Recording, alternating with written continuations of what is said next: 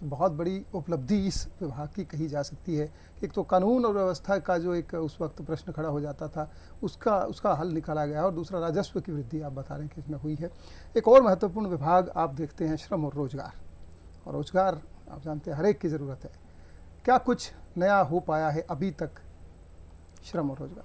हमने श्रम और रोजगार विभाग में कंप्यूटरीकरण की प्रक्रिया में काम आगे बढ़ाया, और श्रम मंत्री के नाते केंद्र में जो इंडियन लेबर कमीशन होता है उसमें हरियाणा के प्रतिनिधि के नाते मुझे वाइस चेयरमैन भी इलेक्ट किया गया, और मुझे विभिन्न लेबर कॉन्फ्रेंस में जाने का अवसर भी मिला। और ध्यान में आया कि हरियाणा में श्रम और श्रमिकों के हित में बहुत सारा काम करने की ज़रूरत है। सबसे बड़ा निर्णय हमने किया, जो पिछली सरकारें लंबे समय से निर्णय नहीं कर पाई, मजदूरों के साथ धोखा करती रही, विश्वासघात करती रही, झूठी घोषणाएं करती रही। कभी घोषणा कर दी, एक गोहाना में रैली कर दी, 8100 रुपये मिनिमम वेजेस होगा। नोटिफिकेशन का समय आया तो प्रस्ताव बनाया 7400 रुपये होगा। उसके पीछे कोई उसकी योजना, कोई भूमिका नहीं। और जब हम सरकार में आए, हमने रिकॉर्ड देखा तो 5800 रुपये है। तो कितना मजदूरों के साथ विश्वासघात होता रहा, धोखेबाजी होती रही। हमने बहुत गहनता से, सूक्ष्मता से अध्ययन करके 1973 से रिकॉर्ड्स को पूरी तरह स्टडी करके और एक फॉर्मूले के आधार पर हमने न्यूनतम मजदूरी को बढ़ाया है, जो आज शायद देश में सबसे ऊंची दरों में शामिल है। 4-5 राज्यों में ऐतिहासिक वृद्धि की है, और नोटिफिकेशन की है, मजदूरों को लाभ दिया है। उसके अलावा हमने मजदूरों को एक नई सौगात दी है कि जिस प्रकार से सरकारी कर्मचारियों को आए 6 महीने डीए की किस्त ऑटोमेटिकली वृद्धि उनकी हो जाती है, मजदूरों की जो न्यूनतम मजदूरी है उसको अब किसी सरकार के निर्णय का इंतजार नहीं करना पड़ेगा, उसको भी ऑटोमेटिकली डीए की किस्त के दर की वृद्धि अब न्यूनतम मजदूरी में हो जाया करेगी। ऐसा निर्णय, अभूतपूर्व निर्णय हरियाणा में हुआ है। उसके अलावा श्रम विभाग में इंस्पेक्टरी राज को ख़त्म करना है। हमने उद्योग और श्रम इनको समन्वय बैठा करके कि मजदूर को उसका हक मिले और उत्पादन बढ़े, इस नीति पर हमने सामंजस्य और समन्वय पर काम बहुत किया है। औद्योगिक इकाइयों को भी हमने कहा मजदूरों के हितों की रक्षा करिए, उत्पन्न उत्पादन को बढ़ाइए।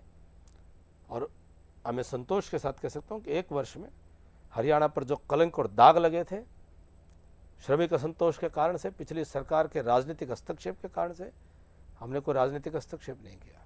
हस्तक्षेप किया तो सकारात्मक तौर पर किया कि कोई श्रमिक असंतोष ना उभरे। और 1 वर्ष का रिकॉर्ड सामने है। नीतिगत बड़े परिवर्तन बोर्ड ऑफ कंस्ट्रक्शन वर्कर्स है। पिछली सरकार ने इस बोर्ड के अकाउंट में 1700 करोड़ रुपए जमा है, मजदूरों के लिए जमा है, मजदूरों के हक के लिए जमा है, कोई कार्रवाई नहीं की। हमने उसके अंतर्गत एक नेशनल एकेडमी ऑफ कंस्ट्रक्शन बनाने का निर्णय किया, क्रैचेज, मोबाइल क्रैचेज बनाने का निर्णय किया। हमने अनेक सुविधाएं उनके जितनी भी उनको मिलती थी उनको अमाउंट को इंक्रीज करने का निर्णय किया। छोटे एकल विद्यालय के कॉन्सेप्ट पर जो उनके बच्चे जो श्रमिक हैं, कामगार हैं, जो भवन निर्माण के, उनकी साइट पर ही उनको कोई प्राइमरी लेवल तक की एजुकेशन दे दे, उनको स्कूल लाना ले जाने में दिक्कत होती है, वो व्यवस्था हम कर रहे हैं। हमने एक योजना बना रहे हैं जिससे मजदूरों को उनके काम करने की साइट पर सरकार के सहयोग के द्वारा कोई भोजन का, अच्छे पोषक भोजन का टिफिन उनको सस्ती दर में मिल जाए जी। ऐसी कल्पनाएं हमारी सरकार ने की है। निश्चित रूप से जो अंत्योदय की भावना के साथ ये सरकार आई है, और जिस तरह से मजदूरों के लिए आपने कहा कि ऑटोमेटिक तरीके से उनकी जो वेतन है, जिसमें न्यूनतम जो मजदूरी है उसमें बढ़ोतरी हुआ करेगी, इससे अच्छा कोई और कदम हो नहीं सकता है। मंत्री जी, वैसे तो हरियाणा हरित प्रदेश है, खेत खलिहानों का प्रदेश है, फिर भी उद्योग बढ़ रहा है हरियाणा में, तो उस ऐसे में समस्या आती है पर्यावरण की। पर्यावरण किस प्रकार से हमारा सही रहे, आपके पास इनका विभाग है पर्यावरण में, कुछ ऐसा हो रहा है जिसको कहा जा सके कि नया और अच्छा हो रहा है? हमने हरियाणा प्रदेश उसके पर्यावरण की स्थिति को सुधारने के लिए एनसीआर दिल्ली के क्षेत्र में हमारा काफ़ी बड़ा क्षेत्र आता है, और दिल्ली के प्रदूषण के कारण हमारे यहाँ प्रदूषण जो एयर शेड एक ही है बहुत बढ़ता है। हमने केंद्र में कई बैठकों में हरियाणा की तरफ से कमिटमेंट दी कि जो निर्णय प्रदूषण को रोकने के लिए दिल्ली लागू करेगी वही निर्णय हम अपने दिल्ली के साथ लगी बेल्ट में भी उसको शुद्धता को बनाए रखने के लिए लागू करेंगे। लोगों में जागरूकता अभियान हमने चलाए। हमने नए जो एनवायरनमेंट के, जो पोल्यूशन के स्टैंडर्ड्स के जो मॉनिटरिंग सेंटर हैं उनकी स्थापना करने का निर्णय लिया है। पूरे हरियाणा में जो sewage treatment plant, water treatment plant, जितने एफ्लुएंट ट्रीटमेंट प्लांट ईटीपी होने चाहिए, एक पूरे हरियाणा की मैपिंग करके हमने एक वृहद योजना तैयार की। सबकी बजट की व्यवस्था हमने की और उन तमाम को हमने एक मुश्त पाइपलाइन में डाला है कि अब वो काम आगे बढ़ेंगे। मुझे खुशी इस बात की है कि हमारे अड़ोस पड़ोस के राज्य, नाम नहीं लेना उचित समझूंगा, कि उनकी तुलना में हमारे यहाँ जब नदियों नालों में पानी आता है हमारा पानी शुद्ध रहता है, उनके वहाँ जाता है तो पानी में अनेक प्रकार के प्रदूषण उसमें पाए जाते हैं। ये रिकॉर्ड की चीज़ें हैं। हरियाणा एक जिम्मेदार राज्य है और अपनी जिम्मेदारी पर्यावरण के प्रति मैं इसमें पहले के जो काम होता रहा है उसको भी श्रेय दूंगा। पहले भी हरियाणा ने जिम्मेदार तरीके से काम किया है, आज हमने उसको एक नए स्तर पर ले जाने की कोशिश की है। पर्यावरण में जो उद्योग, ये भी एक बड़ा पोल्यूशन कंट्रोल बोर्ड और दूसरी जो प्रक्रियाएं थी उद्योग से जुड़ी हुई, उनमें जटिलताएं भी थी और बड़े प्रश्न चिन्ह थे।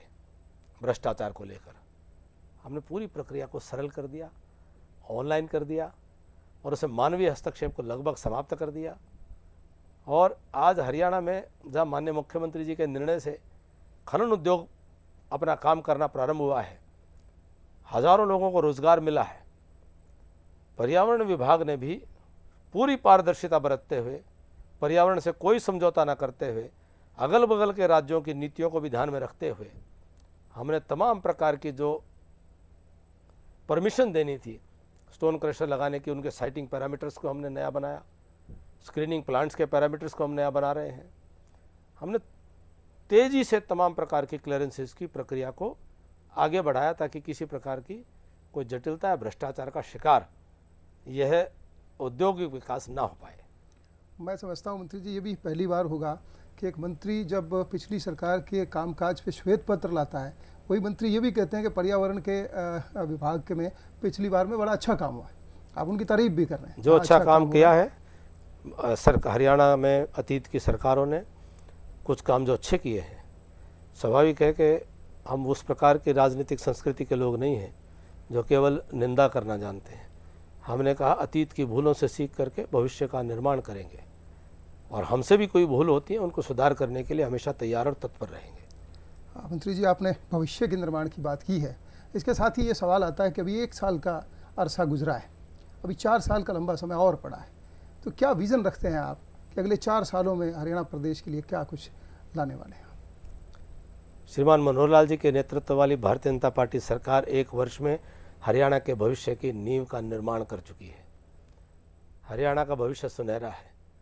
5 साल के अपने कार्यकाल में और आगामी 4 वर्ष में हम हरियाणा प्रदेश में चाहे उद्योग क्षेत्र हो चाहे कृषि क्षेत्र हो, हम इस प्रकार के उसमें आर्थिक एक क्रांति लेकर के आना चाहते हैं ताकि नौजवानों को रोज़गार मिल सके, महिलाओं का सम्मान हो सके, गरीब, कमज़ोर, दलित, पिछड़ा वर्ग वह अपने उत्थान का सबब इस हमारी नीतियों के अंदर देख सके और आगे बढ़ सके और समस्त हरियाणा, एक हरियाणा जो कोई किसी प्रकार का आपस में भेद ना हो, उस हरियाणा के समाज का हम निर्माण कर सकें, जिस हरियाणा के अंदर एक नया गौरव आए और एक नया हरियाणा जो देश नहीं दुनिया के बड़े बड़े राष्ट्रों के मुकाबले विकसित हरियाणा बन सकता है, उस हरियाणा की एक भूमिका हम अपने 5 वर्ष के कार्यकाल के अंदर निश्चित तौर पर तैयार करेंगे कि आने वाली पीढ़ियाँ इस कालखंड को एक निर्णायक मोड़ मान करके पढ़ा करेंगी कि यहाँ से हरियाणा का भविष्य बदलना प्रारंभ हुआ था। मंत्री जी, आपने बहुत ही अच्छे तरीके से इस विजन को और रोड मैप जिसे कहते हैं आपने तैयार किया है।